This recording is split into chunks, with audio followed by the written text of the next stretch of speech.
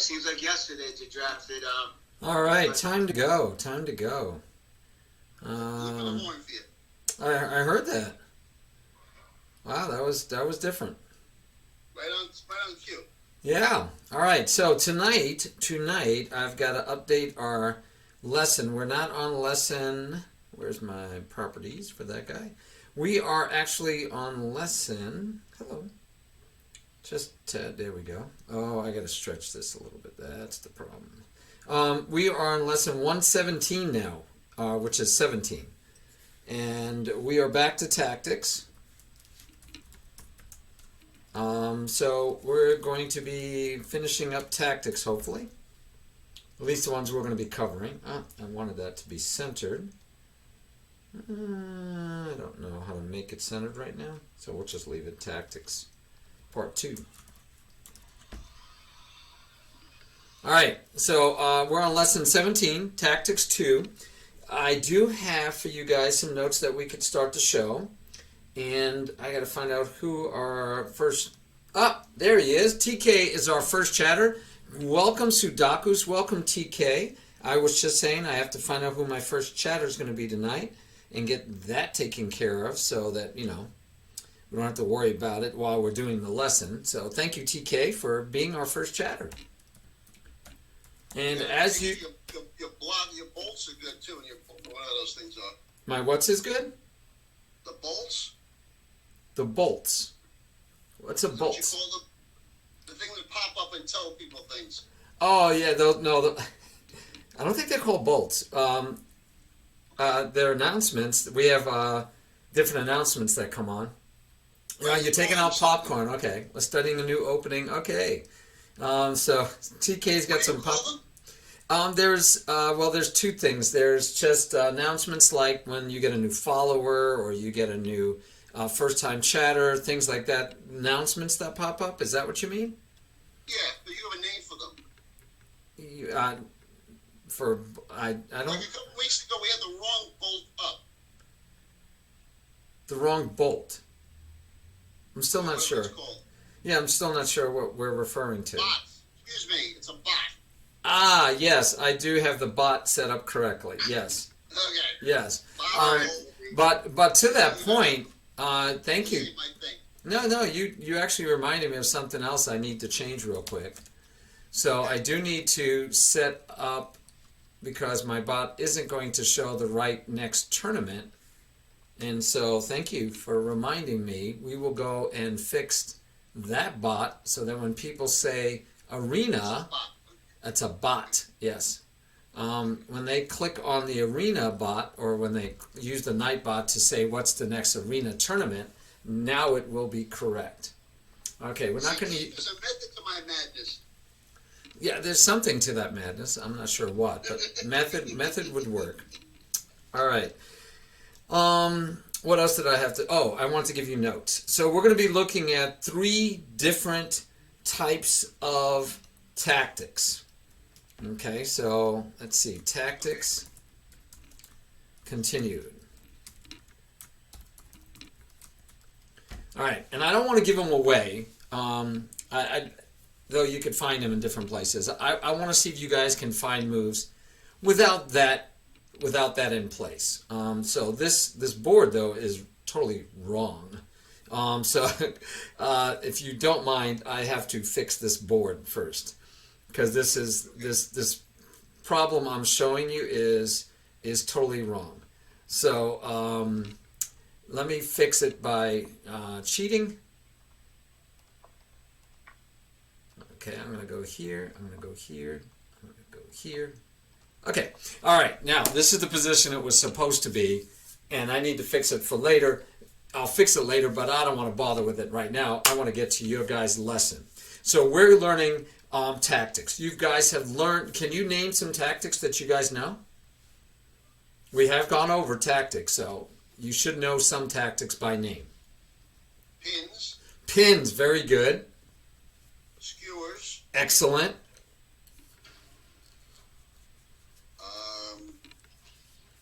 Pins, skewers. What's the... I'm getting kind of hungry. Man. Well, I should get some food and. Discovered attack. Oh, discovered attacks, yes. And the best kind of discovered attack is they discovered. On the king. Yeah, which would be a discovered. Checkmate. Check, not mate, just check. Yes. Check. All right. Hey, thinker teacher. Yeah, so we have pins, skewers, discovered attacks, discovered checks. What else? I gotta go get me some food and some utensils. A fork. A what? A fork. Yeah, forks are good. Excellent. That's what I could use to eat with too. But yeah, forks. Excellent. And forks are a form of double attack, or I don't care which one you use, double attack or forks. Outstanding, guys. All right, all right. There are other tactics that we haven't focused on yet, and we're going to do some of those right now. Okay. Yes, yes. We didn't actually learn that one as a Sudoku says pigs on the 7th. Oh, we know that though. Yeah, but it's not really, I don't think we covered it as a tactic, but pigs on the 7th are definitely a good thing to know. All right, guys, so look at this position and find me a move for white. I'm not even going to tell you what you're looking for. Just find me a good move for white. I'm going to try teaching this by first having you learn something, and then we'll tell you what it's called. How's that?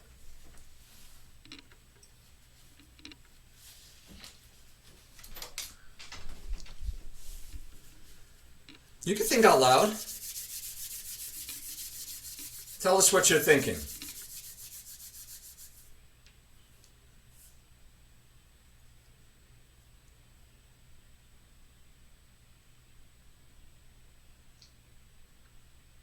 Well, we're looking at what's unprotected. Okay. Starting with the pieces. Okay. So the knights on the A file is protected by the pawn. You don't want to help him get knighted because he's in a bad spot, so you kind of want to leave him there. Okay. Knights on the rim. Right. So that's bad. So leave that alone. Plus he's protected. The rook we can't get to from where we are. We have no dark square bishop. Okay. The light square, the dark square bishop for black is unprotected. If we can do something with that. Okay. So let me back you up. Okay. Whenever you guys analyze a position, do you remember how I taught you how to analyze a position? I guess you start with checks. No, that's not how you analyze a position, but that is how you start looking for moves. So when you look for moves, you do checks, captures, and attacks. When you look for analyzing a position, first thing we want to do is see who's winning. Remember? Okay. All right, so is white winning or losing?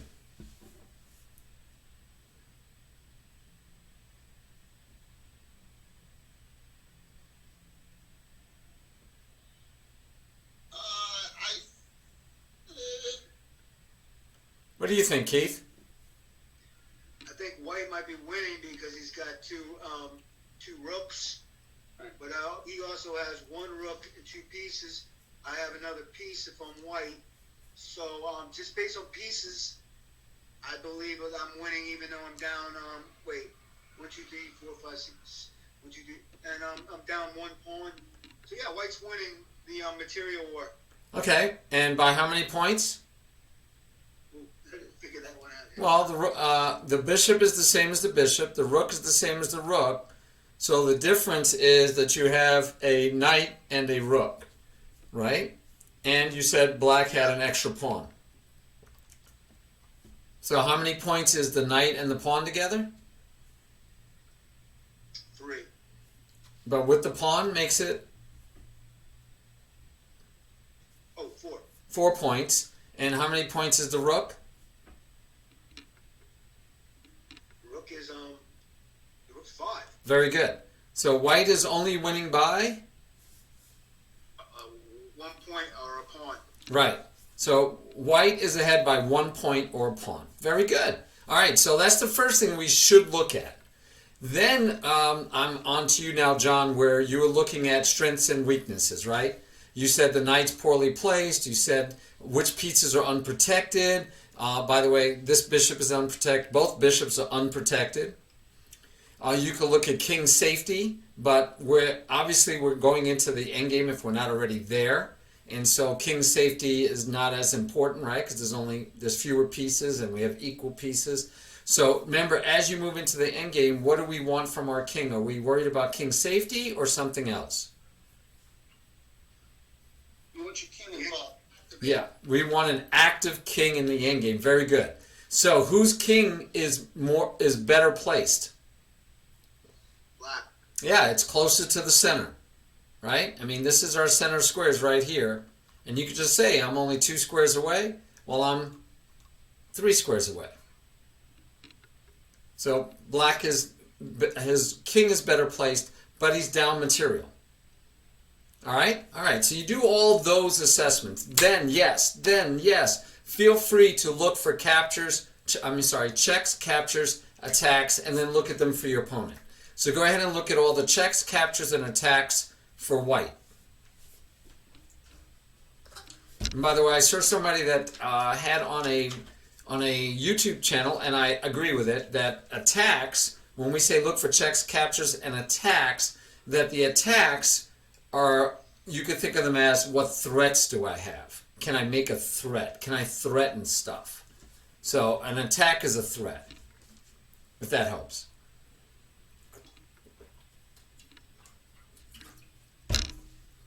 Well, you have no direct check. Okay, good. No checks. All right, good. How about captures?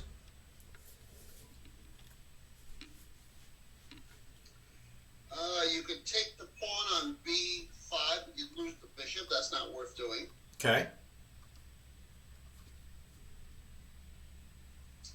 You could take the knight on A4, also not worth doing.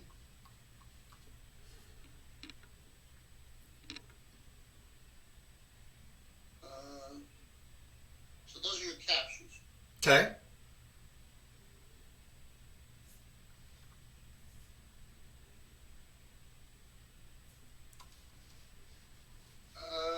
Attacks. Mm-hmm. You could move, again, the knight you want to kind of leave there because he's in a bad spot, but you could go B3 and attack the knight, but you're helping him, so you don't want to do that. But just to mention it.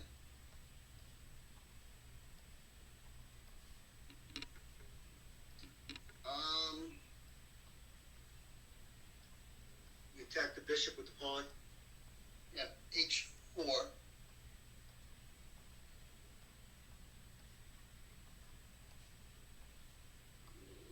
Okay.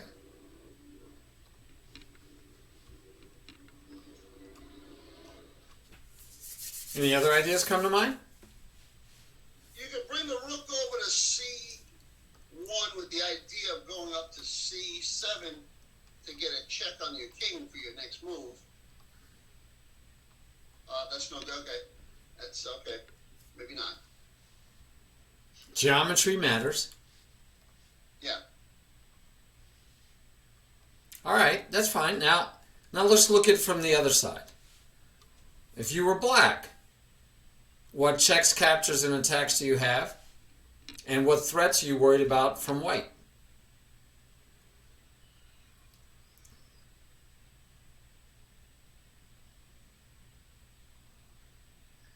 Well, the knight check doesn't work. Because it'll just take him right out. Yeah. Okay, but that is a check. Very good. Do you have any other checks?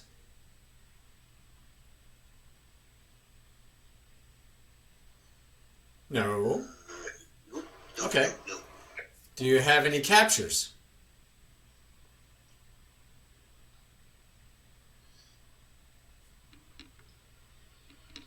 I could take the pawn, but that's no good. Okay, but you could take it. You could Okay. if you wanted to. All right. And do you have any threats that you can see?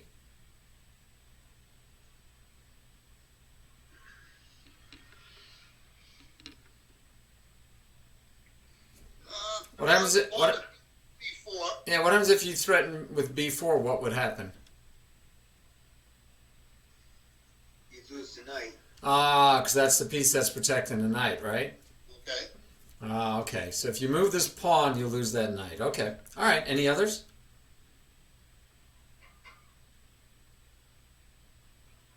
That's about it, probably, right? Yeah. All right. And what can you see now from this side of the board? What are you worried about white doing to you? Look for white's captures, checks, and attacks from this point of view and tell me if you see anything.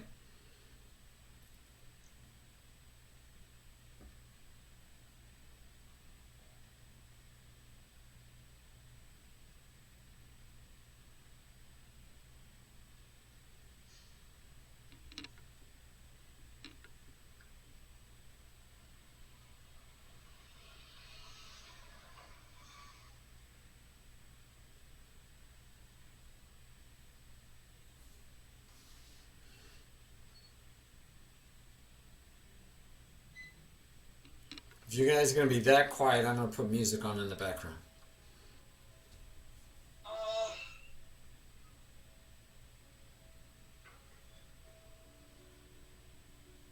You can gain a pawn because he said that the rook is protecting the knight. So if the white bishop takes the pawn, rook takes bishop, and then rook takes knight, you gain a pawn.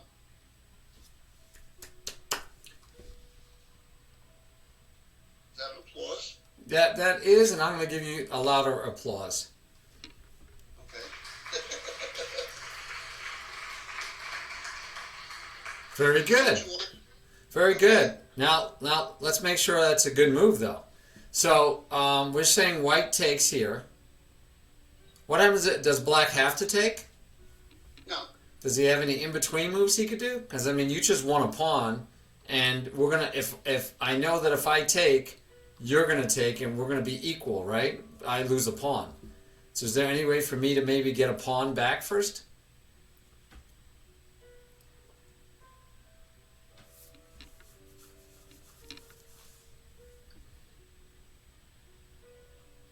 Where can you go with the knight? Oh.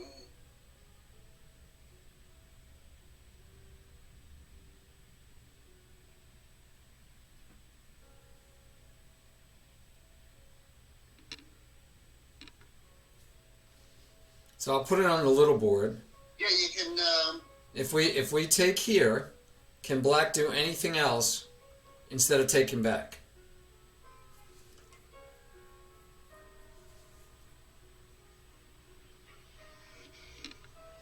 You could go to C3, excuse me, with the knight. No, but then he could just take it, right?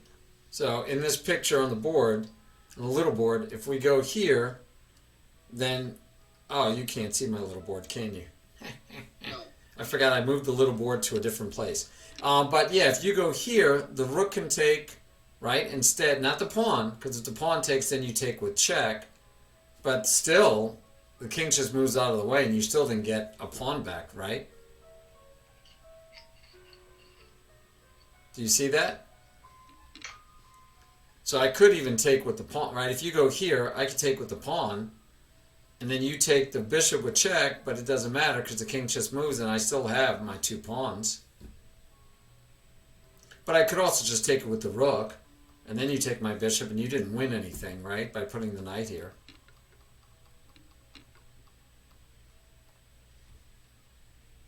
How about if you were to? How about if you were to? If you don't take the knight, I've gained a bishop. Yeah, but I'm going to take the knight. What are you talking about? You said if I put the rook on B3. If I take here, Right. and you said knight to C3, Right. then I said rook takes. Okay. But Or the pawn takes. Okay. Oh, you put the rook afterwards. I'm sorry. I get you now. Yeah, it doesn't matter which one. The rook takes your bishop, king moves away, and I still have a pawn. I got you. Well, what happens if the knight takes a pawn?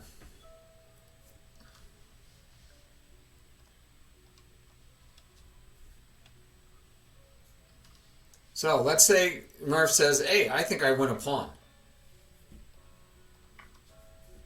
And black makes this move. Now it's white's move again. What do you do?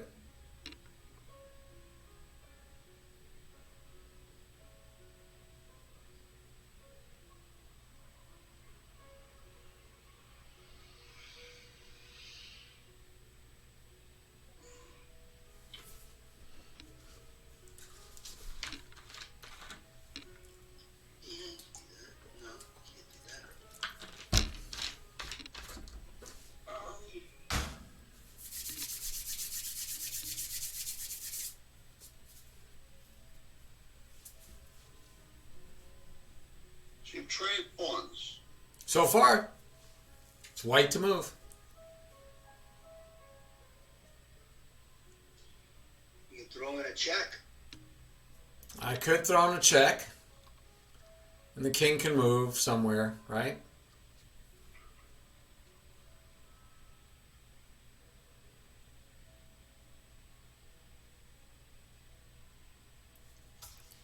But yeah, you could have thrown in a check, but what else could you do? What happens if you take with the king? What does black do? If you take with the king, what does black do? He takes the bishop. Right. All right, so if king takes, rook takes, and did you win a pawn or did you trade pawns? You traded pawns. Okay, and you're still winning. Remember, you're still up 3 points, right? Or did we say you were up 1 point? You're only up 1 point, so you're still up a point. And here it is. You know, here's your free pawn to run. But do you have better? Because you thought you would. You thought you won a pawn, right? Right. This pawn is defending the knight, and you remove the piece that's defending the knight, with the idea that you win a pawn because when he takes, you take, and you got a free pawn. But I asked you what happens if black does this in-between move to say, ha, I take your pawn, you take my pawn, I take your pawn. We both take pawns. Nobody wins a pawn here. Or do you? That was my best Russian accent, by the way.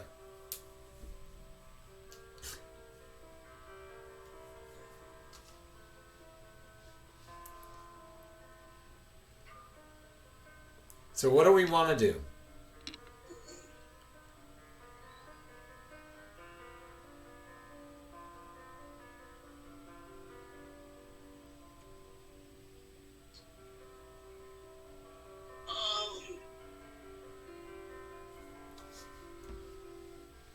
White to move again, right? Yeah, it's white's turn. Yep. What do you want to do?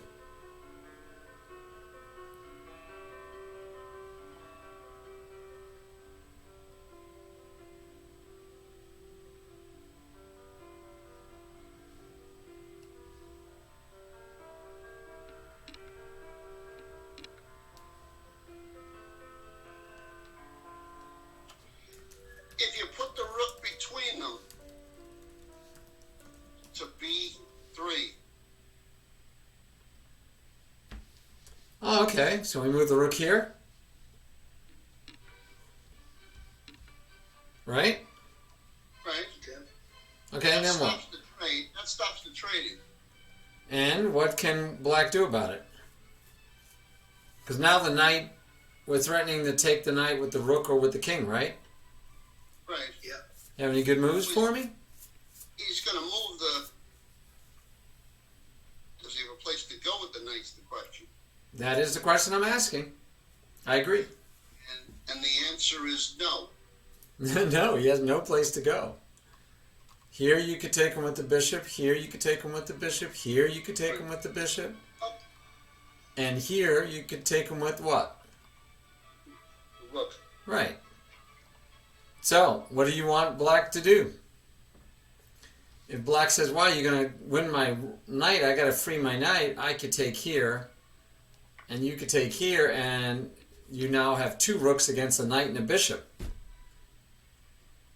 So you just improved, right? You went from being a rook, Right. 1 rook for a knight. Now you're a rook for a knight and a rook for a bishop. You're winning. Agreed? Yeah. All right, so this is called, and in the way that my good friend Thinker Teacher says it, is removal of the guard. I've always learned it as remove the defender. It's just, you say potato, I say potato. Right. So I say removal of, or removing the defender. All right? And so there was only one defender in the position, and where there was a piece that's under attack, defended once. So where you did a good job, Murph, of identifying what was unprotected, right? We noticed the bishops were unprotected. By the way, the knight protects the rook. The rook protects the pawn, and the pawn protects the knight. That's a nice little triumvirate there, huh? This guy protects him, he protects him, and he protects him. But, so while you're checking for pieces that are undefended, your next step is pieces that are under attack. Remember, that's why we do checks captures. The capture shows you what's under attack. And if there's only one piece protecting a piece that's attacked, so let's say we were attacking this piece twice, right? So like if we go back, if that bishop were in a position to attack that knight instead of where it was, where he was hitting the pawn, right? The bishop was hitting the pawn. But imagine if the bishop were here instead. We'd have two pieces attacking the knight. Your move, if it was white's move, would be easy, right? You just take. Because then he takes back and you take and you win a pawn, right? So we do know that if we see a piece that's attacked and undefended, it's free candy. We know if we attack a piece more times than it's defended, it might be free candy. Now, if it's protected by more than one pawn, we might not want to do it, right? Because we don't want to take a pawn with our piece and then have him take back with a pawn. But all other things being equal, and I mean being equal, not pawns, not being equal, then yeah, if we have two attacking, we're going to win. We're going to win material. The third way to look at it is, if I have one piece attacking or an equal number attacking to what you have defending, if I can get this defender to leave, if I can remove that defender, then I have one attack and you have nobody protecting. And in this case, I can use a bishop to remove the defender. Now, if there was a pawn there that could take that pawn, right, that'd even be better, because I could take with the pawn, and right, and then I don't even lose the bishop for the pawn. I'm going to win a piece, in theory. So if I took there with a pawn, you wouldn't even think about taking back with the knight. So when white takes, black's best move might be to just move the knight away and say, you got my pawn. Because the bad part is if I trade the bishop for the knight, which is the other choice, right? The other choice, say, well, I'm going to take the trade. Now you're up another point. You're up 1 point. Now you're up 2 points, and they're actually past pawns connected. Those 2 points that we didn't want to be down. So it might be better when you remember when you're down material. Do we want to trade? No. When we're down material, we want to keep the pieces on the board and trade the pawns. So black wants to find a way to trade off all these pawns, because if you can get rid of all these pawns, even if he has to give away a piece for it, then you're one bishop at the end of the day, right, against maybe if I gave these away for these guys. If all that's gone, you're one bishop, this guy being the only piece left on the board, you can't checkmate me. And black right now is losing. That's another reason for you to understand that. Black is losing, so black should be happy with a draw.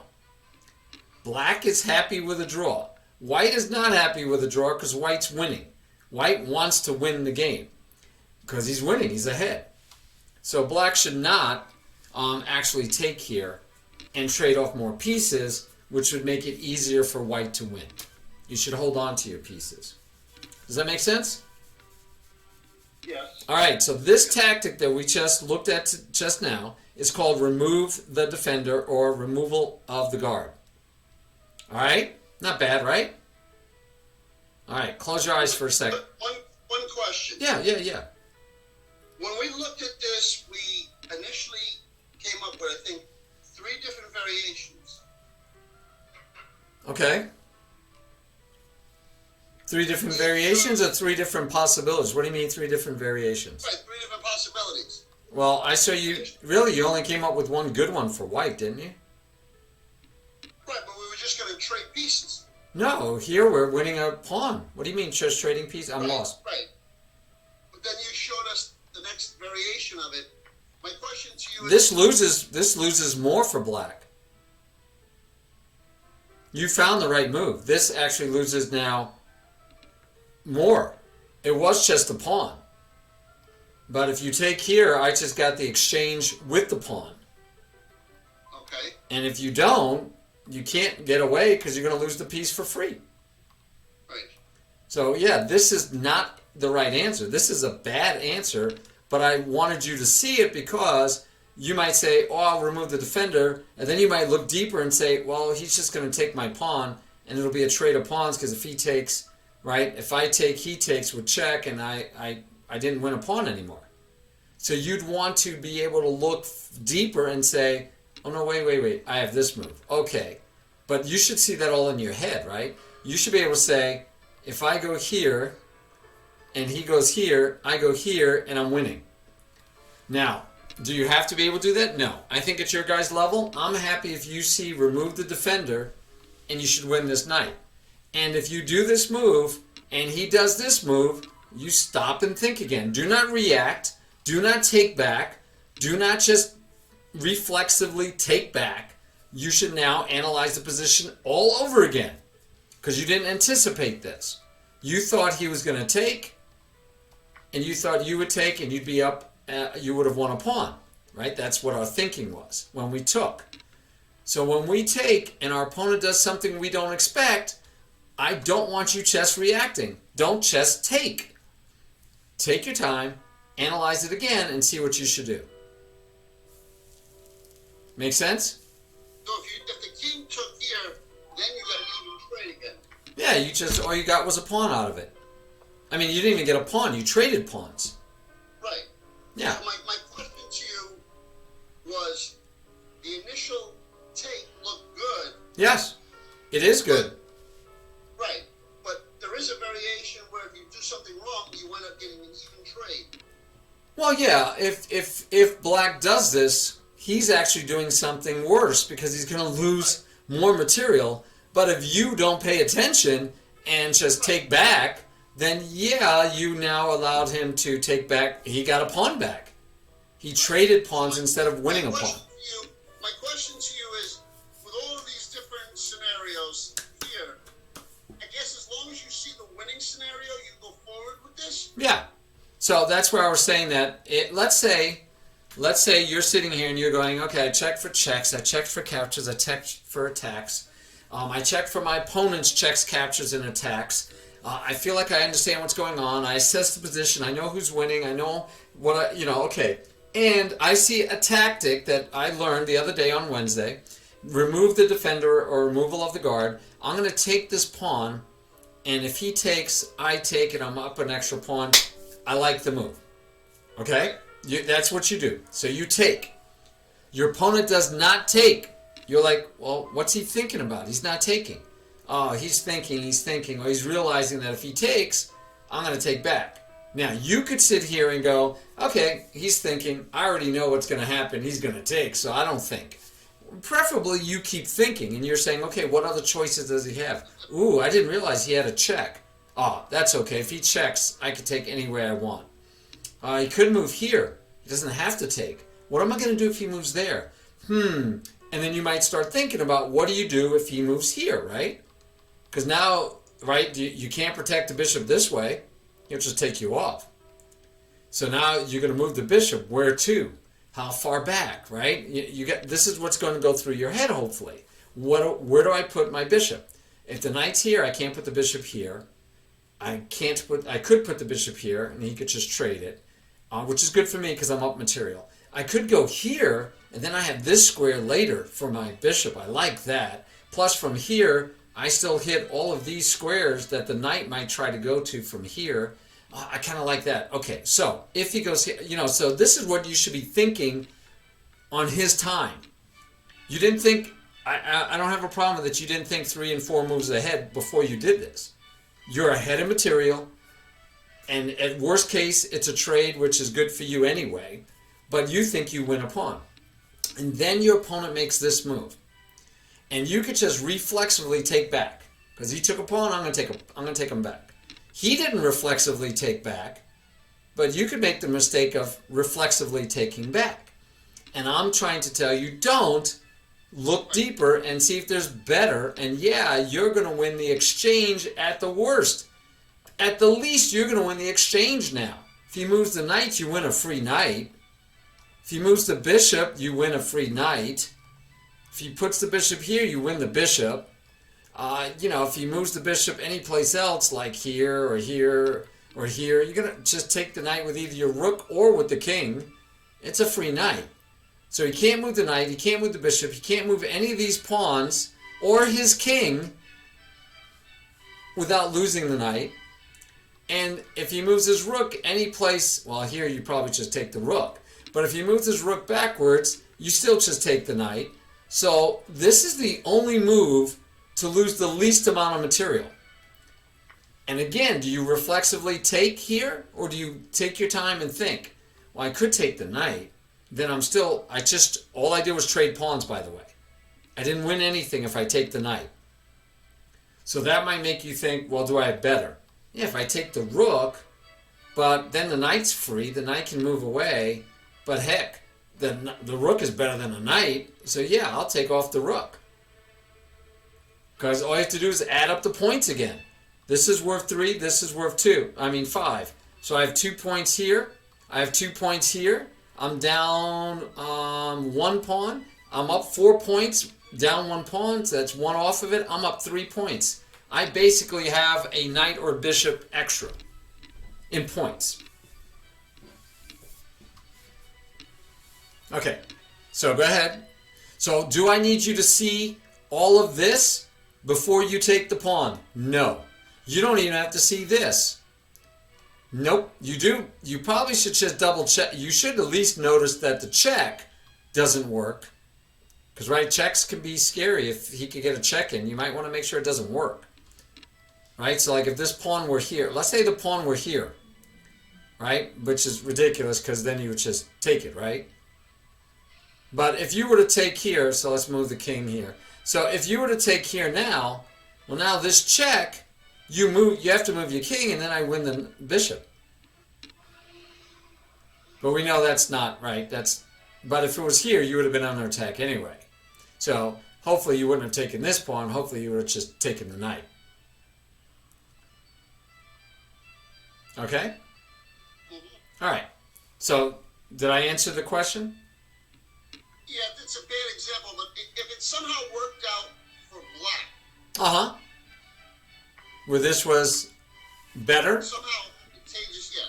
So my question is, how far do you go before you give your opponent credit that they're going to figure out there's a counter what you're trying to do? Oh, I always want you to do that, right? If you're playing a slow enough game, I want you, if you have time, you should say, I can remove the defender and win a pawn. All right, I think that's the best move I have. Now, what is black going to do about it? If black takes, I take, I want a pawn. That one's easy. What happens if black doesn't take? He says check. That doesn't work. What happens if he takes my pawn? Ooh, because you have to do all this in your head. If he takes and he takes my pawn, if I take with the king, he takes back. It's just a trade. I didn't win a pawn. All right. So you could just give up then.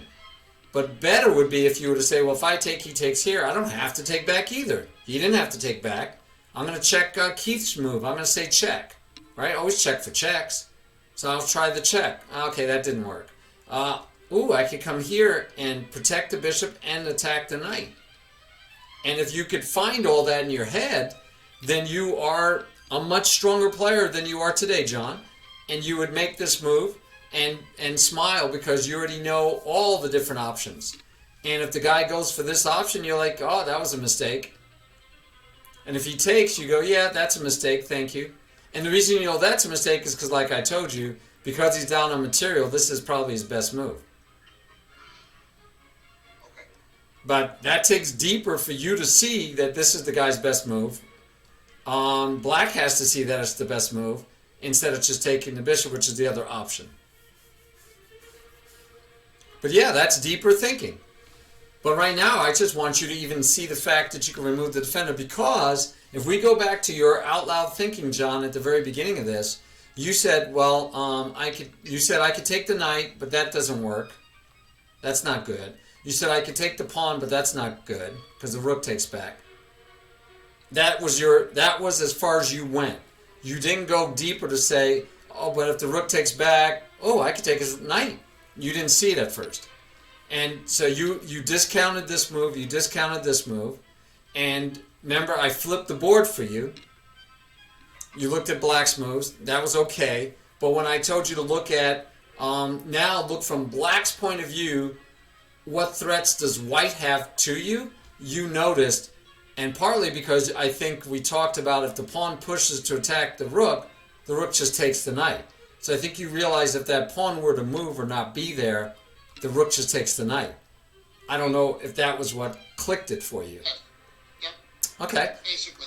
Right. So, yeah, it would be great, John, if right now you as my student said, oh, I know the move, Marty. I go here. If he goes here, I go here. And if he goes here, that's okay. I just want a pawn. If he goes here, I just take him off. So I'm going to win a pawn anyway. I look at it at least. And then you make the move. I'd be like, wow, okay, John, you're as good as me. Yeah. So I don't know if it's being lazy or it's being taking you literally, but just when I think about captures, I just look at the initial capture. This is a second level capture. That's right. You do have to look at the second level. You have to look at how the board would change if I capture. You don't only want to look. So, okay. So when I said look for captures, I'm hearing you say that what you actually were doing were checking for free candy only. Yes. Okay. And yes, no. You the same way checks, you're not looking only for checkmates. You're looking for checks that might cause the opponent pain, might make them move into a bad square, might gain you some kind of advantage. We want to do the same thing with captures. Can it give us some kind of advantage? So you have to look deeper than if it's free candy. Okay. But if we're doing it stepwise, right, if you're just beginning, then yeah, I want you to make sure you first identify any free candy out there. Either way, you have it or you're giving it away. That would be important for you to see the free candy. The next step would be, let me see if I could go a step further than free candy and see if I can, right, in this case, get something else. And in this case, you'd be removing the defender. So thank you, John. That helps a lot to know. Yes, when I say, when you're checking for checks, captures, and attacks, or threats, that capture definitely does not only mean free candy. It's like, if I capture, how does the board change? How can I hurt my opponent? And these tactics we're going over today, one of them is removing the defender. These tactics we're going over today are exactly like that, where you might have a capture or an attack that does not win free candy, but it's a good move. And in fact, it's probably the best move. So perfect. Perfect. All right. Close your eyes for a second, guys. Okay, you can look again. I just didn't want you to see, because I titled them in a way that you would know, and since you're seeing the whole screen, I don't want you to see it. All right, white to move. What do we do first? Analyze the position. What do we do next? Checks, captures, and attacks, and then checks, captures, and attacks for our opponent. And then we can hopefully we can find the moves we like. Feel free to think out loud. Who's winning? It's a draw. Well, it's equal. Yeah. Yeah. People, when you say it's a draw, they think you mean That's what's the word. it's a draw.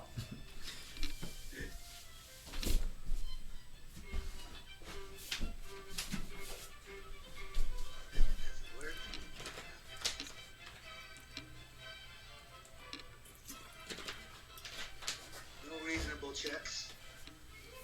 There is a check, but he would just take the rook. Okay, you already checked who's winning. Now you're looking for checks. Okay. Okay, now, well,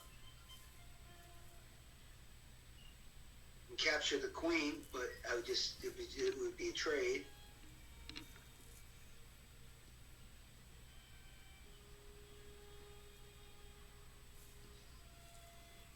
King safety is still even too. All right. And now we got to look for our opponent's attacks, right? So make believe you're black. What are you threatening anything? What checks, captures, and attacks does black have?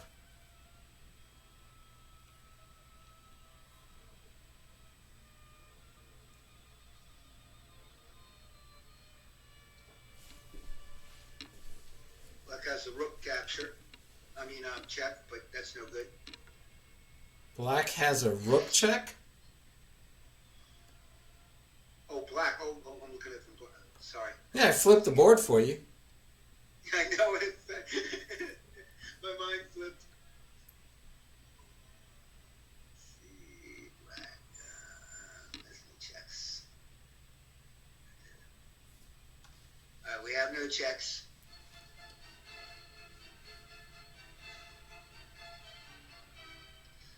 I have a feeling this is going to be interesting. I think it already is interesting. We have a capture. The queen can take the pawn, Okay. but that's a capture, but that's no good. Okay. Tell me more. Tell me more. What else you got going on?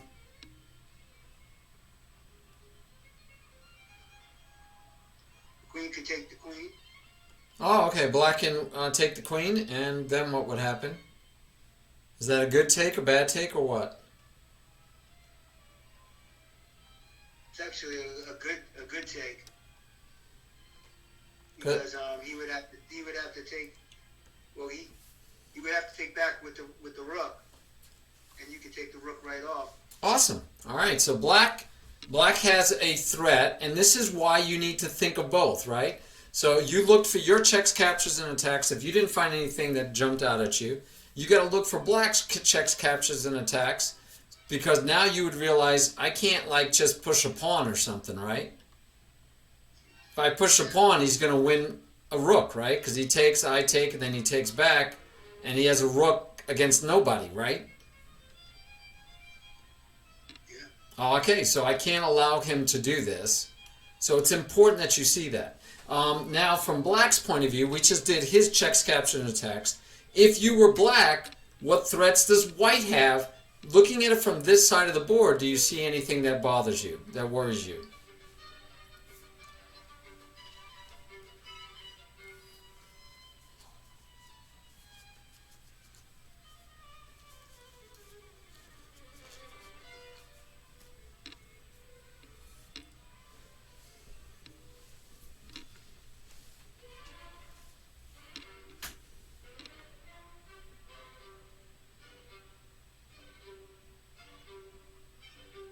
See anything? Yeah,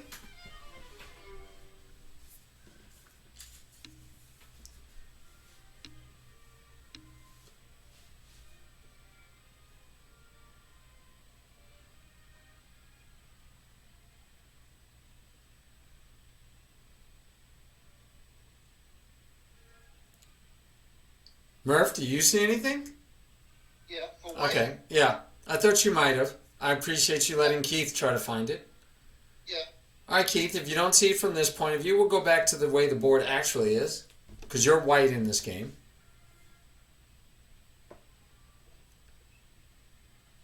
Give you a few more minutes to see if you could find it, and if you can't, that's okay. Murph will show it to us.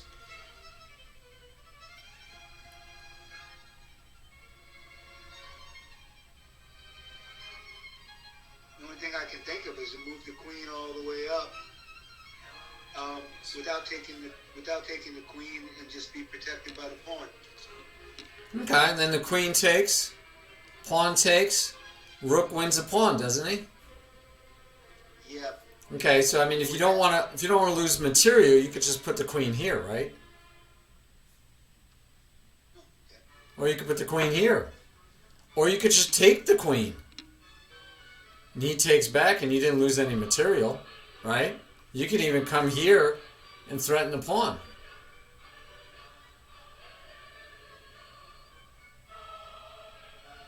Right? Okay. So going here would be a bad move because you're just going to lose material. You're going to lose a pawn for no reason. No reason. All right, but do you have better? So John, how about you help us out? Do you see anything better? Well, the rook, the black rook is protecting the queen, so stay with your remove the defender. If you move the white rook from E1 to E8, it's check. Okay, so you're saying if I go here, He's in check. And Rook takes rook, and the queen is free. well, how do you like that, Keith? I love that. But again, black doesn't have to take, right? Right. So if the king moves, because he's got to do one or the other, he's in check. You take the rook. Very good. Because now you just want a rook, right? I mean, worst case, the queen runs away, and you still want a rook, right? Right. All right, you win a free rook. How about if the queen goes here?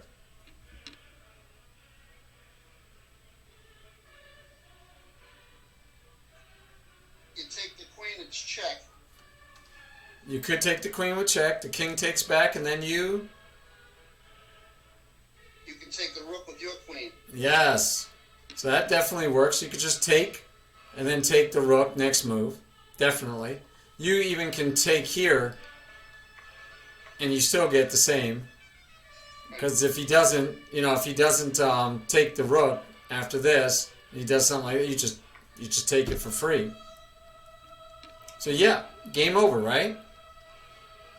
And the one that's tougher to see would be like, okay, but if he moves his king, do I still win material? Yes. If you take with the rook, you win the rook. Of course, if you make the mistake of taking with the queen, he just takes back and you didn't win anything. But very good. Now this one is not removing the defender, although it feels like removing the defender. In fact, you probably could get away with saying that, you removed the defender, and I wouldn't argue with you too much. Hello. Come on. Be nice. Where's my... Oh, I'm not on the right thing? Okay, there we go. But this one is called Deflection.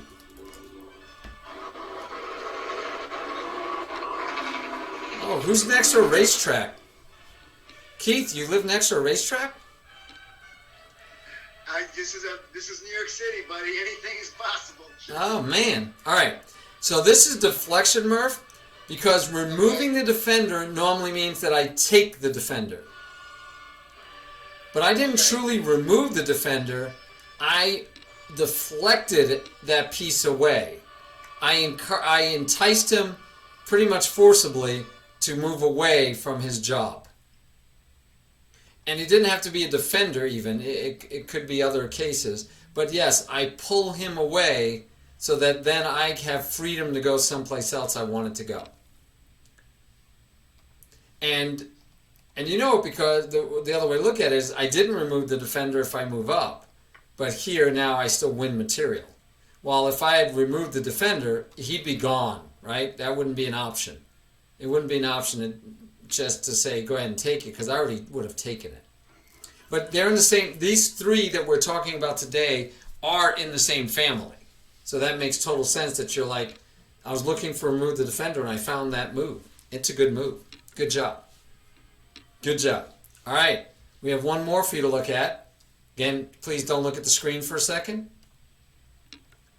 All right. And it is white to move in this position. You can look now.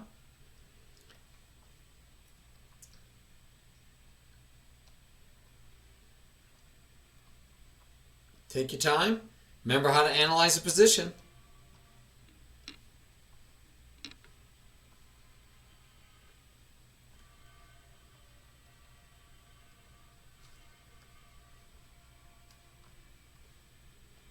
I'm not hearing any analysis, but... Keith, you want to try? Put myself on mute. There's a lot of traffic out there. Oh, still? Wow. Yeah, I don't know what's going on. Hopefully. New York has been through a lot this week. Let's just say that. Okay. Let's see. White to move. No checks. Okay. No checks and no captures. Okay. Best move would be to...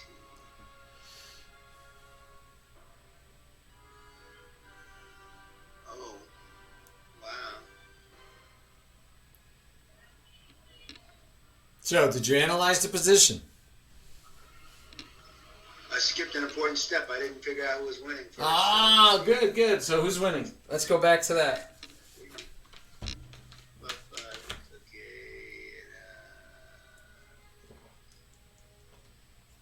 Wade is definitely losing. All right, by how many points? I know you mean material. I think 3. So we have 3 pawns versus 5 pawns. So that's 2 pawns to the good for black. And then he has a rook versus a bishop, which is 5 versus 3. So that's 2 more points. So he's actually up 4 points. But I'm liking White's pass pawn there. Oh, because you did learn a long time ago passed pawns like to be pushed. Yeah. And a passed pawn on the board is worth 7 or 8 pawns right off the board. I mean, it's worth a lot. All right. So, Got any plans then, based on that idea? well,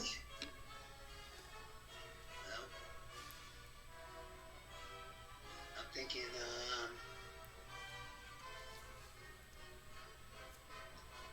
I want to push that pawn, but I know that he's just going to move. He'll just move the rook over. Okay, where Take to? him off. He's going to move the rook to where?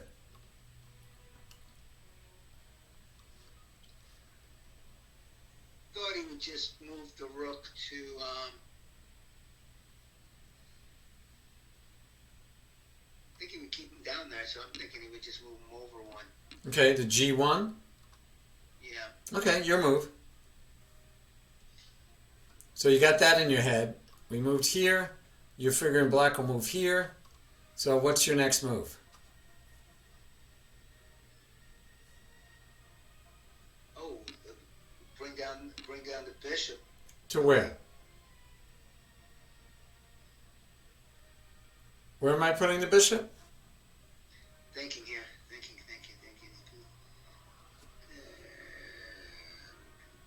Bishop.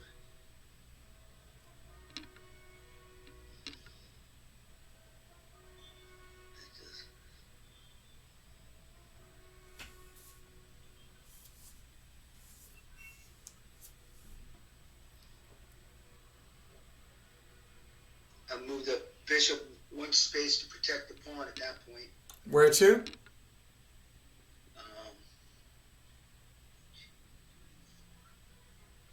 would be, I can't really see across. You mean here? Yeah, that would be it. Yeah, Okay. and then it would be his turn. Uh-huh. And so he probably, let's say he puts the rook here. And now your king, is you can't get here, and you can't go this way, and you can't get to this square. And then he just starts pushing this pawn until he queens it. He does have a passed pawn too, you know. Yeah.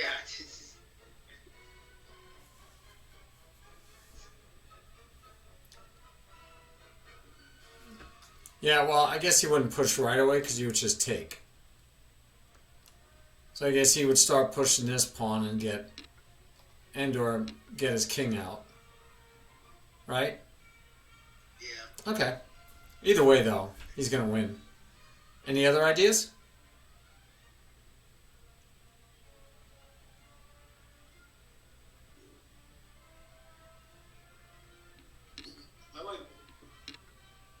You got an idea, Irv? Well, I'm following up on Keith's idea. Okay, go ahead. You push the pawn to G7. Rook goes behind. G1. I like bishop to F8 better, I think.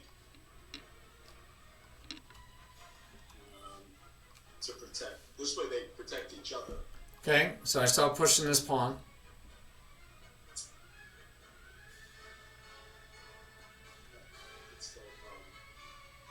Big round. Well, I didn't like the other way just because if the bishop was on the other side of that pawn, Keith's move, if it goes to E5, I felt that the king and the pawns could come. King could come black's way, but it could get to pressure the bishop. Yeah. And eventually, potentially hit the bishop. Yeah. Okay. All right. Good thinking. Good thinking. But we're still not there yet. So Murph, do you have an idea? I'm staying with that as well. If he pushed the finish, I'd stay with it with the E5. And if they push the pawn, you just go. Okay, so worst case, you guys figure you got to push the pawn to give it a chance. If you don't push the pawn, then the rook's going to come and attack it, right? Or attack it and win it, hopefully, right? Okay, so you push the pawn. Black says he's mine. And so now you have, do I protect this way? Do I protect that way? Maybe you'll see something else since now those moves have actually been on the board. You're not keeping them in your head. The other thing I was thinking about for white, the initial move was king to g2. Oh, okay. That's actually what happened in this. This is some guy's game I found on the internet. He did F2 or g2. Where did he go? F2. Where'd you want to go? I thought g2. Okay. It doesn't matter. He went to F2, but G2 does the same thing. Black goes here, and it's your move now for white. Yeah, that's no good. Yeah, because you push the pawn to try and save it, but then rook steps in between, check wins the pawn. And so his idea was, I guess, he went here instead so that you don't get that, but then he still came here, and he pushed, and he still attacked, and then he did this, and he still ended up losing pretty easily.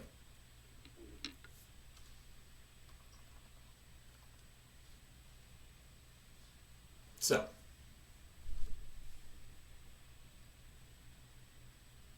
And what if he used the key through and came on the other side of the pawn, went to e5 instead of that? No difference. Still loses. Yeah. And the guy did lose the game too, by the way.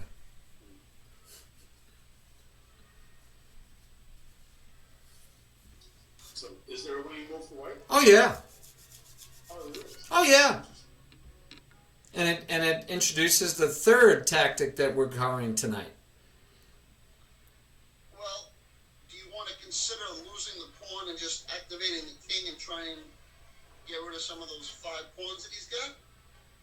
You could consider that. It's probably going to lose the game though, because he's got a rook, pretty powerful piece.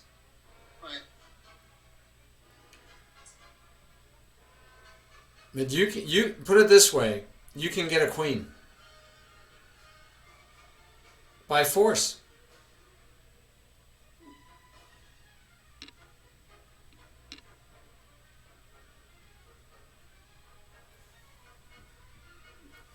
White should win by force.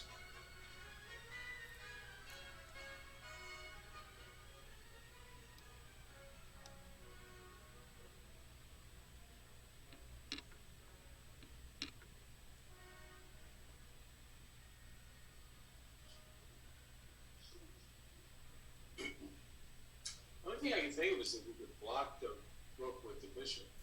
What do you mean? I'm not sure. I'm trying to think of how that might be achieved. You go to G3. I was thinking F4 at first, right? Because that stops the rook from being able to just get next to the pawn. If the rook then comes behind the pawn on G1, then you move the bishop. I don't know if that works. Move the bishop to G3, block. And the rook attacks the king. So if you go here, let's say I go there.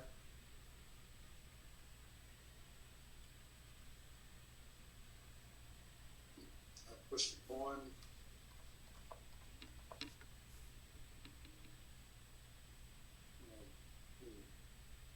Yeah, to look at. Murph, did you have a different idea?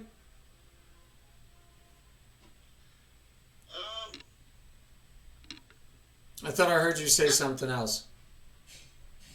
Well, I thought if you went to G3 with the bishop initially, Okay. that blocks the lane of him checking the attack of the pawn, but he goes there. You've got to push the pawn. Again, I'm just playing this out.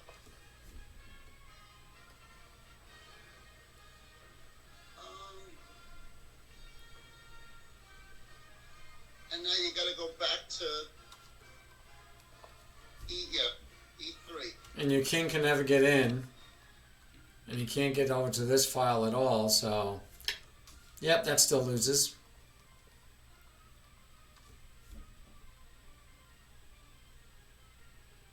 So maybe it'll make you guys feel good to know that you found the right answer, you just didn't find the right order.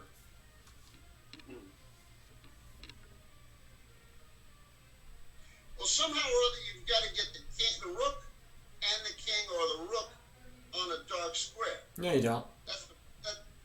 No, you don't. Okay. Well, I was thinking if you're going to take it with the bishop, you've got it. Yeah, but you don't have to. You had the right move, Murph.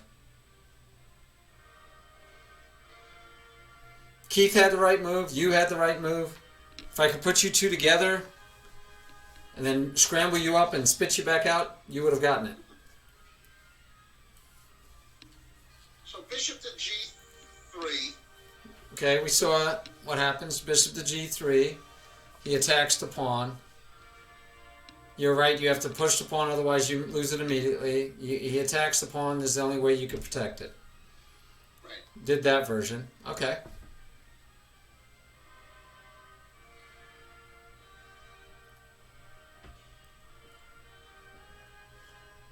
Think Willy Wonka.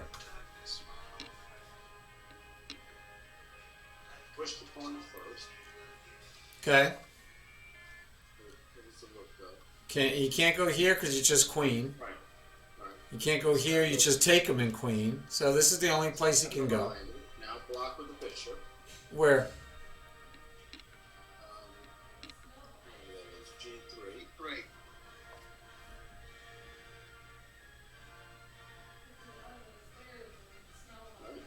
Yeah, I think so. What do you want black to do?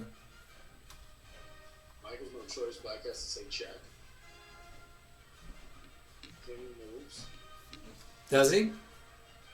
He could. Does he have to? I don't think it matters. He can. What if he blocks? Yeah, that works too. Rook can't come back here. Right. And if you take, you're like, okay, I'll just take back, and then I queen next move. But also, white could just attack the rook. Right. Now I'm saying, even if the rook moved, even if the king moved out of the way, He still can't. stop the pawn. He still can't stop the pawn. Right. When a pawn is on the 7th, the rook has to be either already on the 8th or be behind him because he can't get next to him. Right. So yes, that's the answer. That's So what Keith was right. You pushed the pawn, but then you guys kept wanting to protect the pawn instead of interference, and that's our third and last one that we're talking about tonight as far as the tactic goes. It's called interference. We did have to get him on a dark square, so I was sort of right. You did not have to get him on a dark square. He could have been on a light square. The point is that you're interfering, that you're blocking him. You're not taking him. It doesn't. The color of the square didn't matter. It could have been on a white square, and your king could have been someplace. I don't care. The point is that you kept what we call, or what you'll hear other people like your friend, not your friend, but Gotham Chess. Basically, you disconnected the rook from the pawn. The rook could see. He'd say the rook sees the pawn, and then you say, "Ha ha! Now you can't see over me, so you can't see the pawn anymore." Now, it's important that you're protecting the bishop, because otherwise you would just take it and still see the pawn. But yes, this is called interference. So it's not deflection. It's not removing a defender. It is actually interference blocking the vision of a piece. Now we block the vision of the piece when we say check. We block the check or the pin. We've done that before too, right? Break a pin, block the vision, block the alignment. But this works because, of course, he would just take. So, yep, so same concept. This move is the key move to block the vision of the rook. Now, to your point, Murph, if you're at this point in the game, you look at it, you go, man, I'm losing. I don't have many chances. Yeah, the only chance I have is I got to try to queen my pawn. It's the only chance I got. And your opponent's going to make the only move he can make. And if you don't give up at this point and say, well, I guess I'll just push it or I'll just queen it and he could take it, right? If you don't just queen it so he could take it and you say, what can I do? Well, I could protect it. I could protect it. And if you keep looking, you'd say, what can I do? I can move here. I can move here. Can I do anything else? Oh, well, maybe I could do this. And then you wouldn't see my pawn anymore. And hopefully you would find that in a game and win. That would be our hope, that you would find that in a game and win the game and feel really good about yourself for saying, I was down material and I still won the game. Because if he goes here, you go queen. He can't push the pawn because he's in check. He has to move out of check. Ooh. Can't even move there. Look at that. It's got to go somewhere like hiya. And then you can see what you could do about stopping this pawn, right? You could be on a white square. That would stop the pawn. So if you put your queen here, you could put your queen here first, and he either has to go here or here. Either square he goes to, by the way, either square he goes to, you get a check, and you get to win the pawn by force. And if you went to this square, you would have went here and still won the pawn by force. So there you go. You get to even win the pawn, and that's his best chance. And now you're up a queen, right? You should win this game. And if he takes, and you take, and he pushes, and you queen, this is going to look very familiar. He could go here, he could go here, and all again you have to do is be able to get to a square that you could stop him.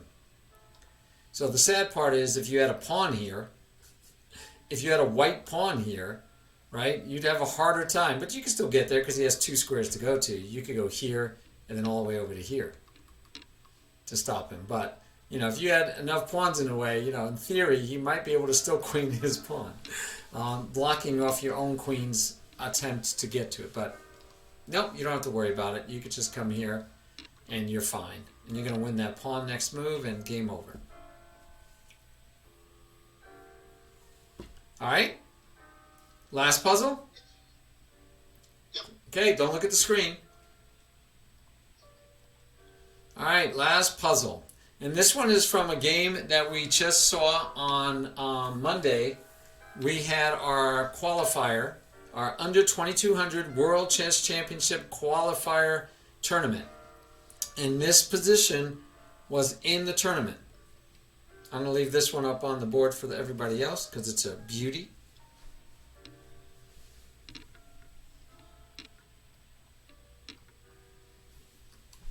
All right. It is white to move. You gotta analyze the position first, right?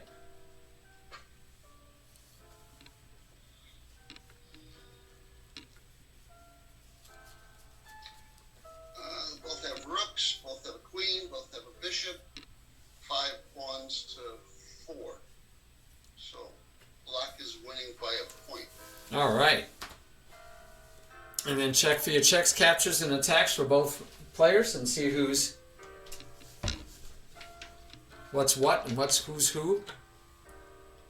Well, white's looking at a back rank mate, but it's not their, it's not black's move, so that's the good thing. That's the immediate thing they got to worry about. Okay.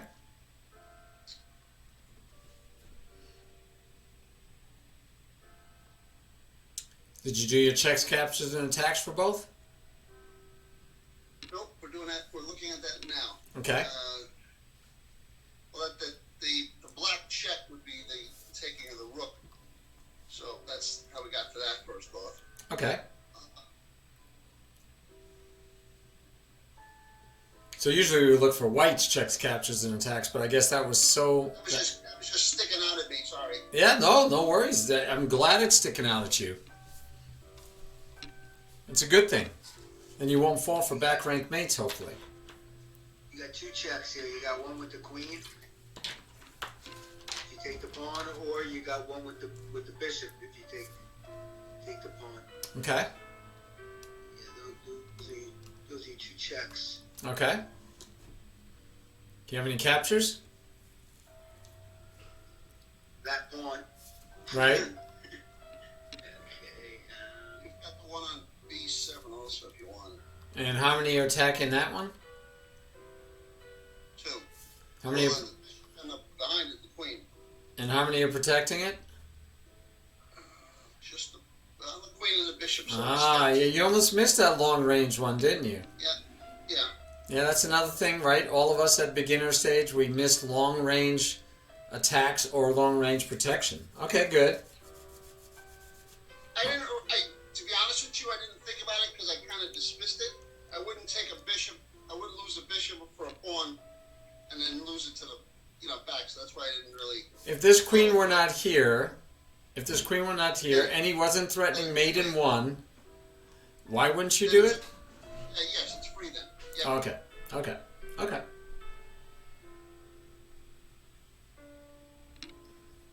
All right, so if that's the checks, captures, and attacks for white, now you can look at checks, captures, and attacks for black, and Murph already pointed out the check, which is also a capture. He's got another capture, right? Right, he could capture either one of those. He could capture the pawn, but that would be silly. He could capture this pawn, but that would be silly. Okay, so he's this one with check, pending checkmate after the rook sacrifices or the queen sacrifices, and we just keep taking everything. It'll be mate. Or he's got this rook for free. Okay, so come up with your moves then.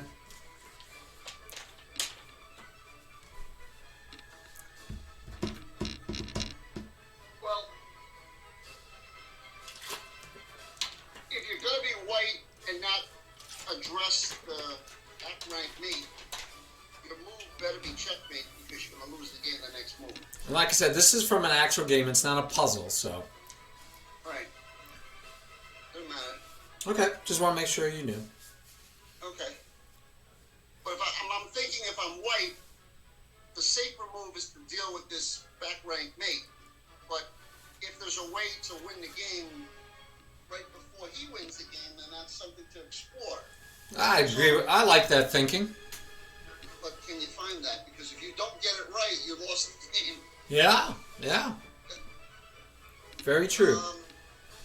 The bishop on the back rank for black blocks off the other rook. So if you can get that rook either captured or out of the way, you've got a back rank mate as well. Okay. I like your thinking. Keep going, Lincoln.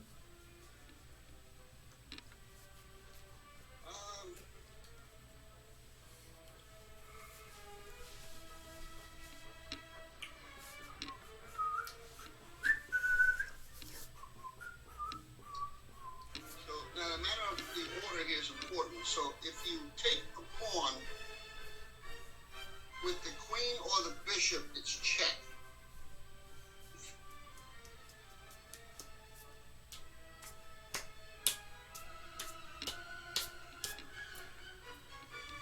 Rook takes back. Yeah, you lose the piece because there's two defending that pawn.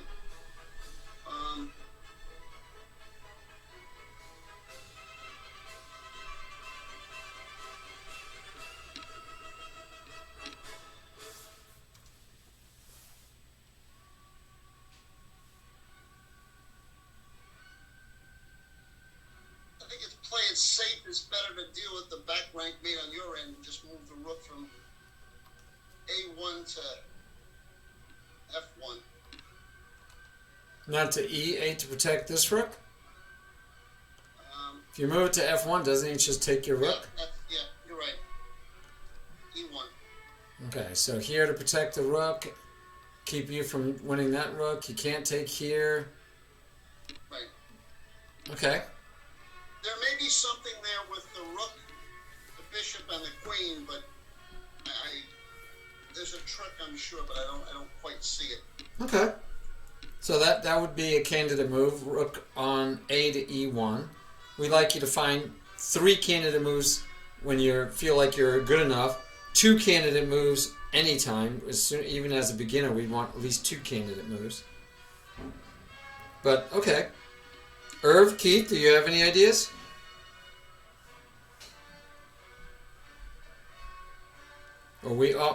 Yeah, sorry, Keith, I muted you because of your background noise a while back. I don't blame you. It's been usually not that bad. A couple fire trucks today. Okay. I'm still looking up what Murphy was saying, thinking, all right, if I throw in that bishop check there, what's he going to have to do? Is he going to move away? Or if he moves over there, then the back rank is killer.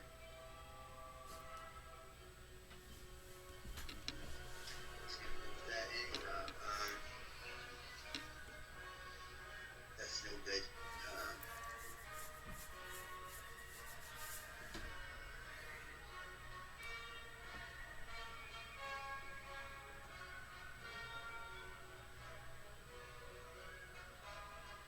If I did that, you would have to do that, and then I do that.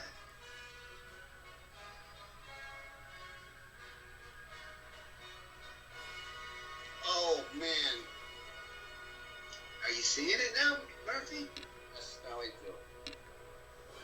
Is it the bishop or the queen? It's the queen. So we're moving the queen over there to take the pawn, right? And cause the Yeah. check. Yep. Is that what you want, Murph? Let's just hang on one second. Queen takes. The rook has to take. Does he? When is it the king moves over? Well, if someone's taking, the rook has to take. The king can't take. Okay. It would be, is what I meant. I didn't explain that right, but yes. So if the king moves Well, over. If he goes in the corner, the game's over. You take the rook and it's checkmate. Very good. All right. All right. So queen takes, rook takes. Right. And now the rook goes to E8 because the rook can't come back because it'd be check. And it's mate. Very good, Murph. All right, I knew it was there. It was there. Absolute pin, right? Yeah. You might as well act like the rook is a pawn because he cannot move. You cannot move backwards, and therefore it's a back rank mate. And you're right, the back rank is susceptible because the rooks are not connected. They can't see each other, as your man Gotham Chess would say. They can't see each other. So in the game, White missed this, by the way. And I think White ended up losing this game. But yeah, he had a forced checkmate, and the beauty is both rooks are in pre at the time, and he sacrifices his queen. Not much of a sacrifice, since as you say, Murphy, you go here, that's mate. And so he has to take. I mean, it's forced. It's not. I mean, it's a sacrifice, but it's not much of one. And so he gets checkmated, and all the time this was still available, but black had no tempi to do it.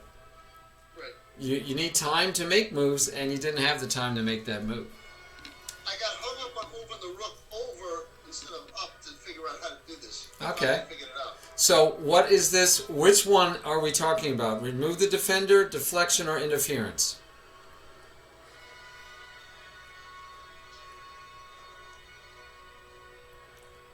Which one do you think it is? You have 3 choices. Remove the defender, deflection, or interference. I would say this one's deflection, no? Yeah. Well, it's definitely not removing the defender because we're attacking the pawn and the pawn's not defending anything. Okay, so that's not removing the defender. Interference would be if we put something in between, like he just did interference to block the bishop. So what we did was we deflected the rook off the back rank so that we can get him this way. It also combines an absolute pin. A pin, but an absolute pin. It included a momentary sacrifice. So we combined a sacrifice with a pin with deflection to get checkmate. I think that's a beautiful thing right there. Yeah, it is. And this should be something you guys have got to be able to spot, right? Because it's the opportunity's there. How do you know? He's down essentially. If you look, you have 1, 2 pieces attacking here. You have the rook attacking the back rank. And he's only got 1 piece stopping the back rank. And he's only got 1 piece, well 2, but he can't use the king like you said, Murph. So he only has 1 piece defending the pawn and 1 piece defending the back rank. He can't defend them both. If you had time that you could get this in, if he were to go here, you could say check. He would have to go here and then you could win the rook for checkmate. If you had time. But you don't, because he would just take off your rook and say check first, right? Game over. Right. So you say, well, I can't get that move in first, but maybe I could do this move. I can reverse the order. Because if I could have went here, he take, I know I win. But what happens if I go here first? And you'd have to look at that in your head and say, well, if he moves over, I just take the rook. Okay.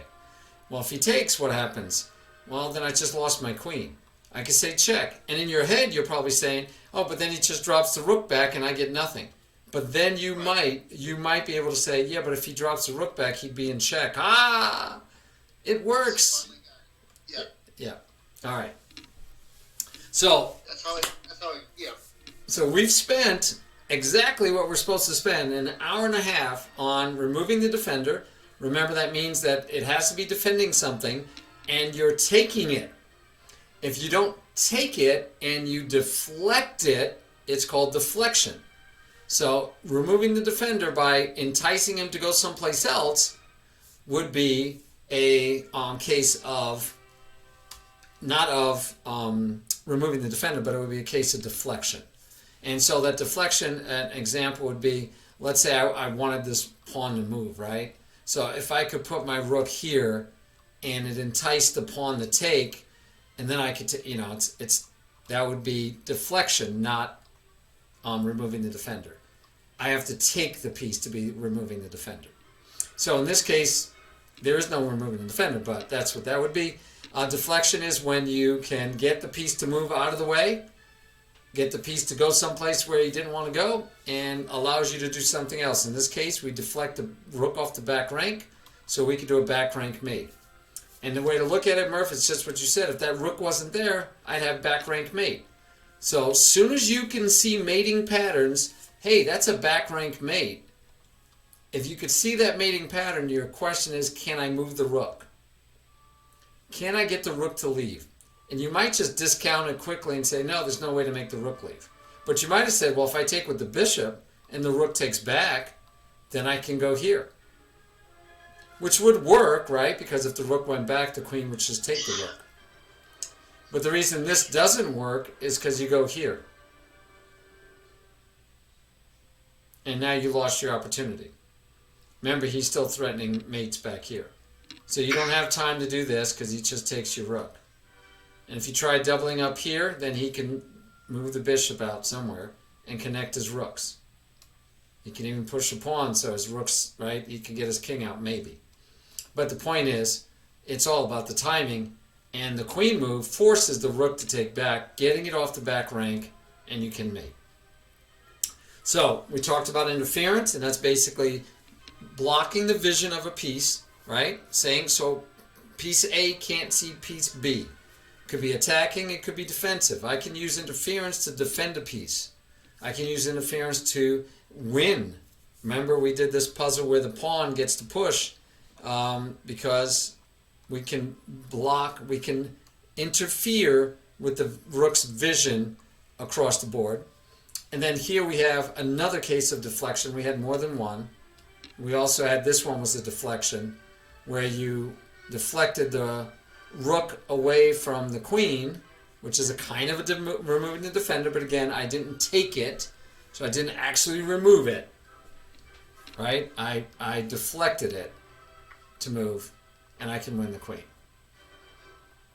And if not, and if he doesn't, we win a rook, which is better for black to give up the rook, not the queen, and then keep the queen on the board and hope against hope that he gets a chance to chase the king around and get a perpetual check eventually to get a draw.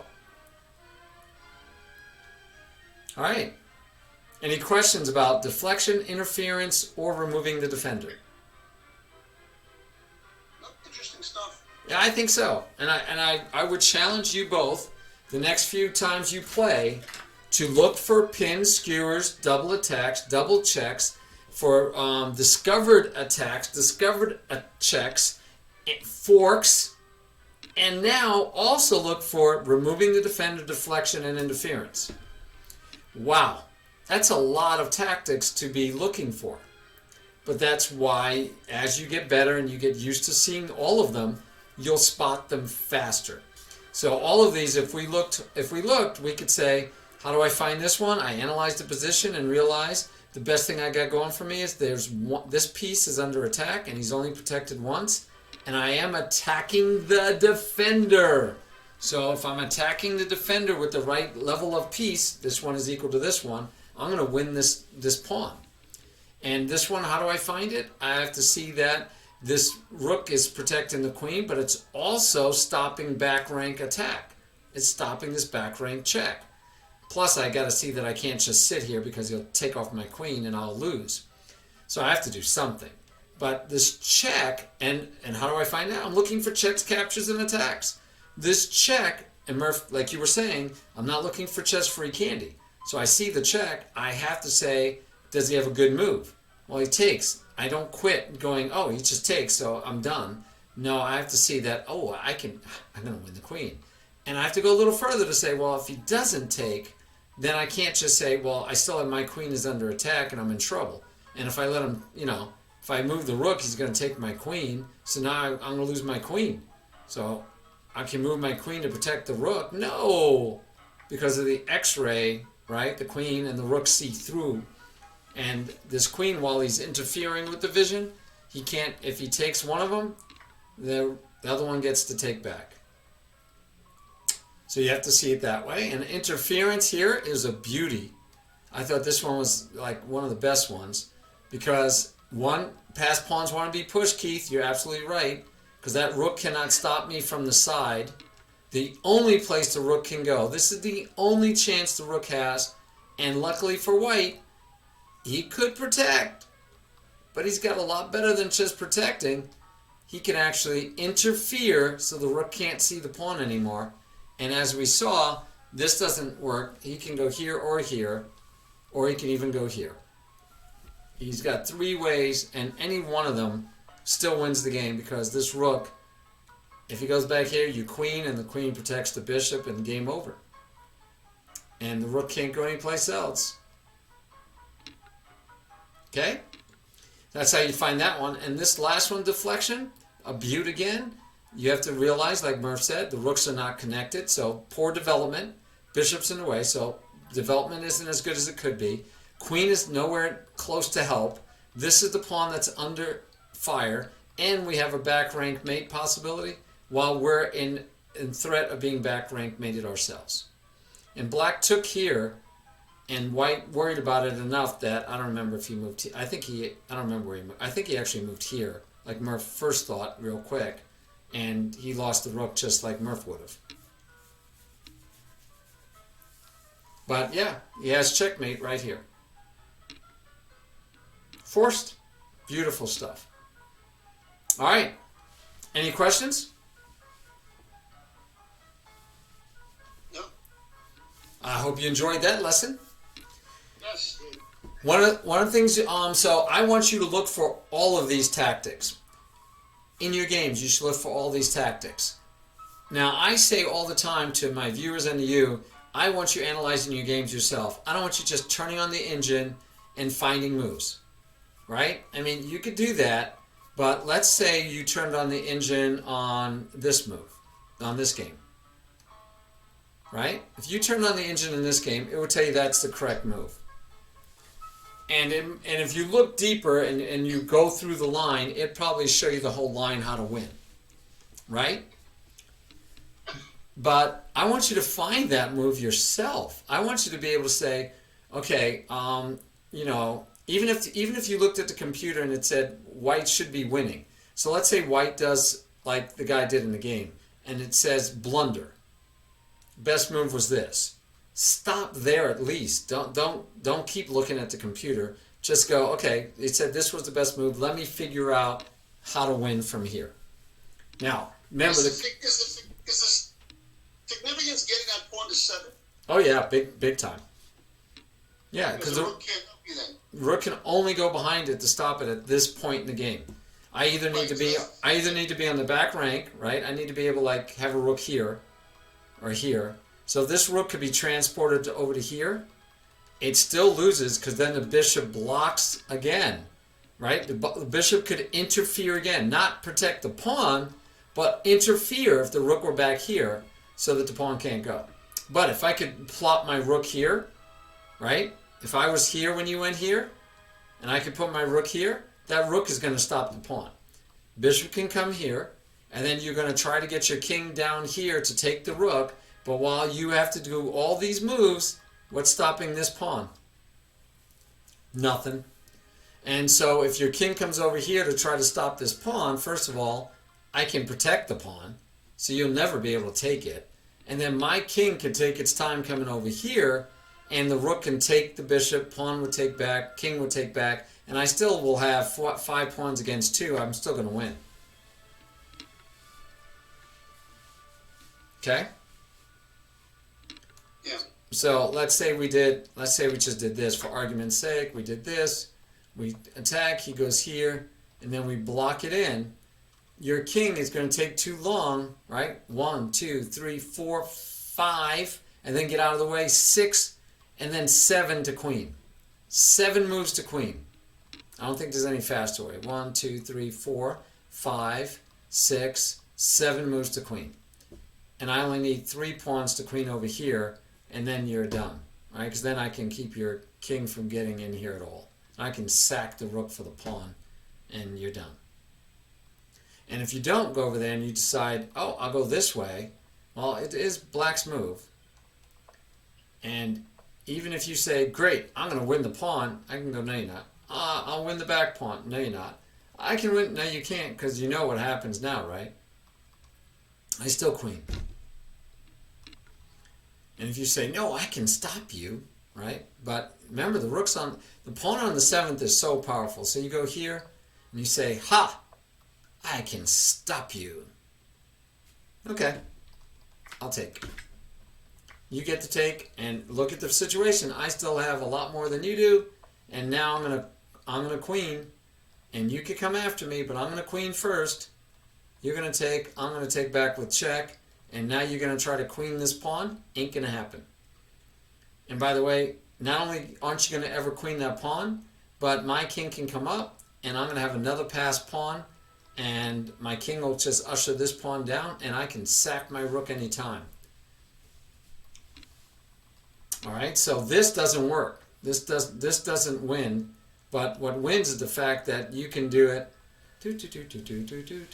So if we go back to the actual position, if you push, this is the only play, and then you have to see this. And the reason I point out that these aren't puzzles is because, one, I didn't want you to think, oh, there's a winning move. Because you know if it's a puzzle, there's a winning move. And 2, these are actual games that people played, and they didn't find the right moves. White did not find the right move in this game and lost the game. This one, I think, is an actual puzzle. I don't remember. That one might be a puzzle. This one was a game, and this one was a game that I actually watched during our under 2200 qualifier, and he didn't see this. So I don't know if it's good or bad to know that players miss these moves, but they were there to be had.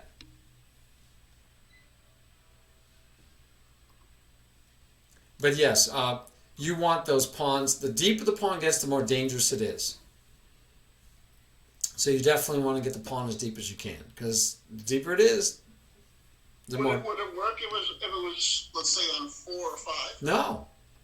No. Okay. No, because then I could just come here and then get here. Oh, you get funny. Okay, that's Yeah. right. Okay. So normally, the general rule is rooks belong behind passed pawns. So if I have a white rook, my white rook belongs behind my own passed pawn.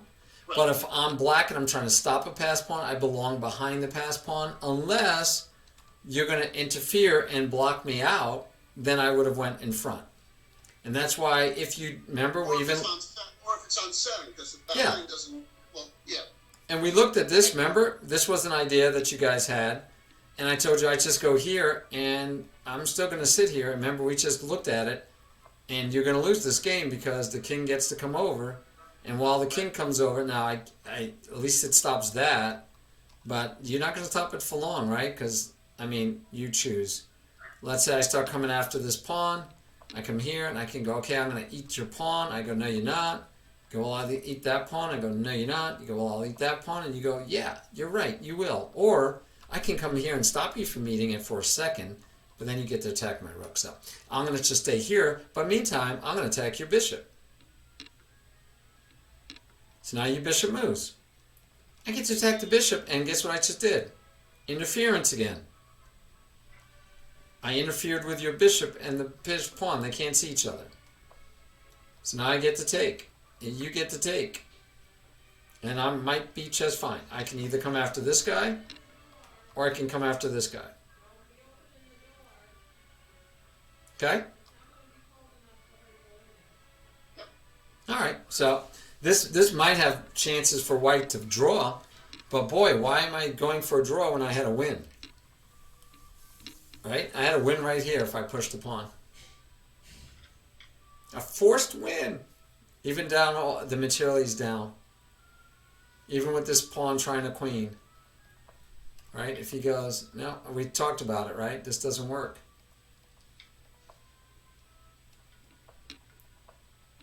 I'm going to get that pawn. And this should be pretty easy. And the bishop didn't even have to, if you don't go after the pawn.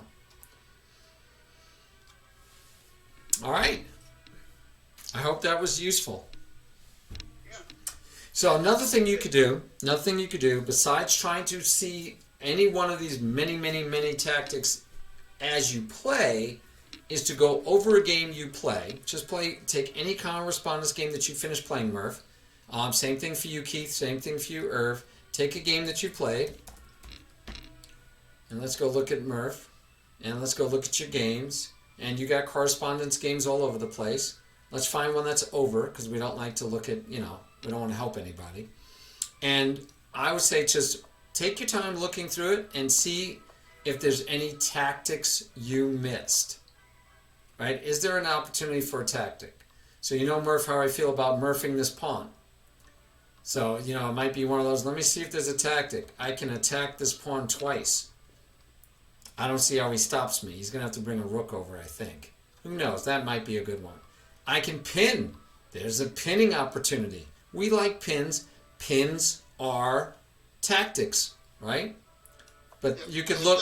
There's a critical discovered attack in this game. Good. So here's another... But here's a pin. Here's a pin. And we know what to do when... So, by the way, if you remove a defender, deflect a piece, or interfere with a piece, normally it's more direct what you do next. Like we interfered with the rook, we pushed the pawn to get a queen. We deflected the rook away, we win material right away. We deflect the rook away and we win with a checkmate. We remove the defender right away to win material, right? These things happen quicker for a lot of the tactics. Pins are a lot of times long range, long term. And you have to know what you're supposed to do with a pin, which is pile up on it. Now you might not. You might say, I have no way to get another piece on it. I'm not going to get another piece on it anytime soon. So I don't care. I'm just going to leave the pressure. I'm just going to leave that pressure for now. But that would be what I would do if I want to take a quicker advantage, is I pile up on this piece. But if I can't pile up on it, then I don't bother. So he puts the question to the bishop. You trade, which is not a problem. And again, you look and you say, okay, I don't see any tactics, right? But I like it because you develop.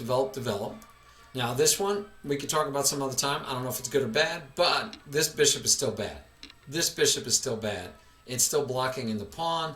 It's acting like a pawn. It's not hitting anything. So here I would love to see you castle.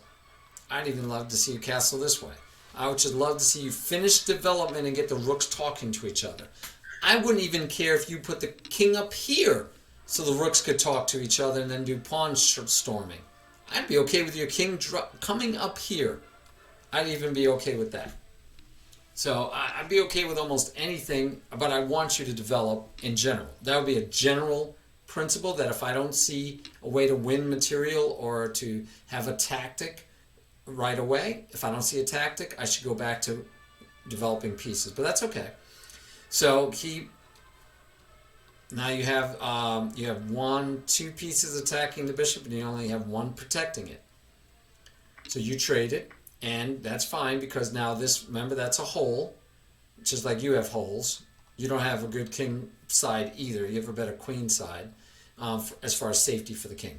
Okay, but now we have less pieces. Good, you castle queen side where you have 3 unmoved pawns, and that way you can storm with pawns if you wanted to. I like this. And you do start shoving a pawn. That's good. Break him up. And he's going to do the same thing because he sees your king. You're on opposite sides. But please notice, please notice the bishop is blocked by his own pawn. The knight can't really get there, right? So his pieces, the only piece he has over here is the queen. You have a knight, and the queen all over here. So I'm not worried. I would not be worried about his quote-unquote attack because he doesn't really have any pieces over there. And you don't worry about it. You just kept attacking. Now here's a little scary because you're like, I didn't save a place for my knight. You know, you could have taken a move to do this, let's say. And that way if you did this, you could say, yep, now I got a knight. It's on the rim, but I got a great square to jump to. And it hits this square, and it keeps the queen out, right? So this is an exception where we say knights on the rim are grim, but I kind of like him here because he has a good jump point, and otherwise it stops, and by the way I'm attacking, and it stops all of black's attack, and then I could do these moves. So just a thought that you could have done that first. Okay, so he attacks. Now this is the only square you had, right? Unfortunately, it's the only square you had. So he pushed it. Now he could have pushed, forcing a pawn break. And you can't take this way because of the absolute pin. You could push, but then he would just take and you'd lose. So you almost have to take this way, which he could have said, this is good for me because now I've opened up the king even more, right? Now that pawn is gone. I can get pieces in here. So now he might say, I'm going to throw away another piece. Because if I can get this open up for my rooks in here, he might be happier. So it's just saying that is a possibility because you had to go here, that he could just push and say, I'm going to sacrifice, see, this would be a sacrifice. I'm going to sacrifice my pawn to try to open up your position. Right? Yep. Okay. But he's doing it the slow way. And I'm saying you should do it first. But anyway, not that it's going to win, but that would have been more dynamic and definitely more scary for you. Okay, so you kind of did the same thing, right? Instead of pushing this pawn, chasing the knight, you want to open up his pieces. You want to open up the king. So if he were to take, he can't take back, right, with the knight, and now his king is open, and you have 2 rooks coming. So I would just say, as far as the learning moment, this pawn push would be even more dynamic. I was afraid that if I went after the pawn, he wouldn't care about that. I would keep coming on the other side. Yeah, but the knight forced him to come, make him stay on this side. Yeah, but I don't care if he did. I mean, what is he threatening, really? If he pushes, you push. If he pushes, you push. You can lock it up. He's actually, this is too slow. He should have pushed a long time ago, in my opinion. But yeah, I like this. And if he goes here as an answer instead, right, then you can break open the center because you have a discovered attack. He could take here if he wants, but then you're going to take here with check, and his king is going to move, and you're starting to feel good again about everything.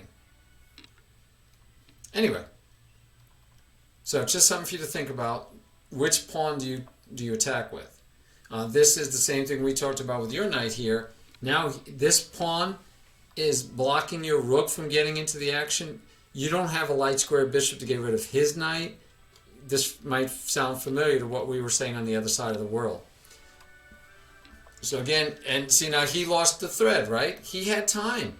He should have started pushing, right? Like he was, but now he's realizing this pawn is hanging, I guess. And in fact, this move probably wasn't to attack Murph. It was probably because he was going to drop a pawn. But I'd be like, please take my pawn. Please, I'm sorry, one more square. Please take my pawn. And if you want, take another pawn. Be my guest. If I was him.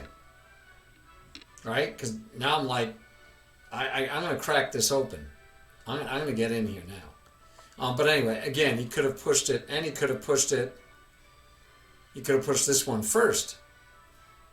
Also, right? So he could have just pushed this one first. And then you would have had to take, and we already went through part of this scenario, right? Where he gets to do this one. I guess you could do that and then try to get your knight here. But he's going to bring over rooks. He's going to double up, hopefully, for him. Anyway, this bishop is still so horrible. That bishop still can't play because of this pawn. That is so horrible, pawn. I mean, a bishop. Anyway, okay, but let's see what happened. So he started worrying about this so much. I don't know why, but it's not going to work for him. And he locks it up. He does, because you didn't trade. Right, when he pushed it, if you were to trade it, he could have taken back somehow, or with the knight, and he didn't, and you didn't do that. So now he does get to lock it up, and he could trade off. He could let you take and get the pawn to be here, then put his bishop here, and he should be safe. Let's see what he did. Okay, he did ignore you. What? What? So that's just a blunder, right, Murph? I mean, he has to take, doesn't he? You would think. No, I totally think he has to take. No other move makes sense. No other move makes sense, Murph. I think here you could maybe attack the pawn. So this is a fun one. This move isn't as good as the king doing it. Because with this one, I get to do this. And I still get to take the pawn because it's pinned.